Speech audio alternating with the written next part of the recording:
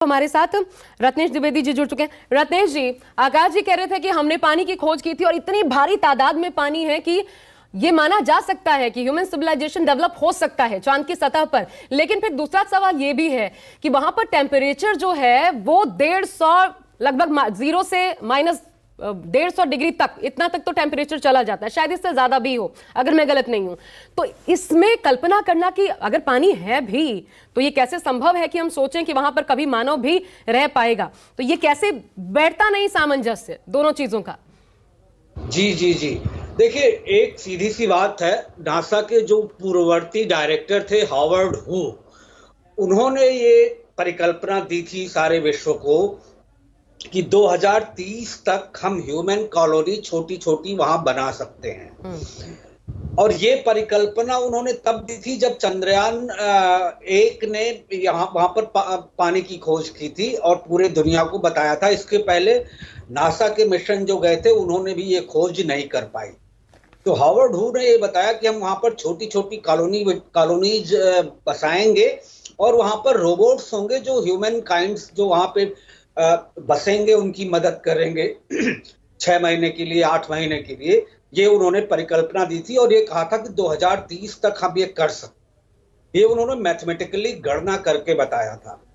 इसमें जो चंद्रयान मिशन ने जानकारी दी थी कि वो पानी वहां पर है, और दूसरी बात आप कह रही हैं कि टेम्परेचर -250 तक चला जाता है, दोनों बातें सही हैं। तो इसीलिए ये परिकल्पना की गई है कि वो वहां पर इस तरह का कल्चर डेवलप किया जाएगा कि जो टॉम्स बनाए जाएंगे या जो कॉलोनीज बनाई जाएंगी वहां इन सब का असर ना हो, और बाहर के काम करने के लिए रोबोट्स आपकी मदद करेंगे।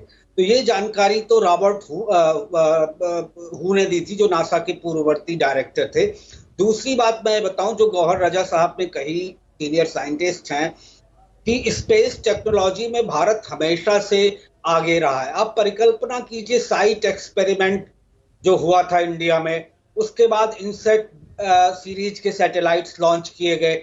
इन सब से होते होते आज हम ऐसी जगह पहुंच गए हैं कि चांद पर हमारी लैंडिंग होने जा रही है, और शुभकामना जैसे सबकी है वैसे हमारी, मेरी भी है कि वहां पर सक्सेसफुल सॉफ्ट लैंडिंग हो।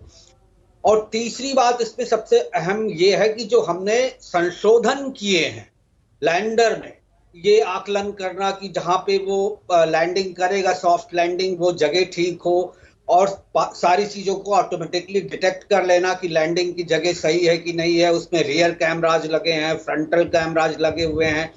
तो ये सब अपने आप में बहुत ज्यादा सीख ली है इसरो के वैज्ञानिकों ने चंद्रयान 2 से, जो लैंडर क्रैश लैंड हुआ था उसके बाद से।